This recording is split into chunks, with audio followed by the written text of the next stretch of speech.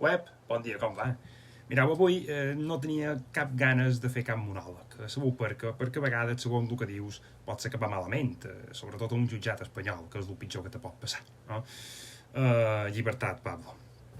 Però, mireu, com que l'ambient polític està un poc enrarit, avui us parlaré de romanticisme. Mireu, romanticisme és que els russos fotin una bufetada en la mà plana en Borrell i que li queden els timpans sonant els quarts de les campanades de Nadal ad eternum. Romanticisme és que l'artista emergent Ada Colau, reconeguda rapera per convicció, faci retirar propaganda electoral d'altres partits a una velocitat més gran que la que poden circular els cotxes pel carrer Aragó. Romanticisme és no haver sortit mai de casa, no haver fotut mai brot i que te facin ministre de territori. Ja me direu.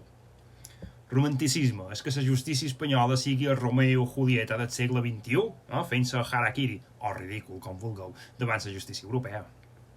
Romanticisme és ser de ciutadans i en recorda't que no saps anar en bicicleta i estàs a punt de fotre't tas hòstia de la teva vida. Romanticisme és haver de sortir pitant de Vic perquè un veïnat t'ha telefonat per dir-te que t'havies deixat el gas obert, per favor.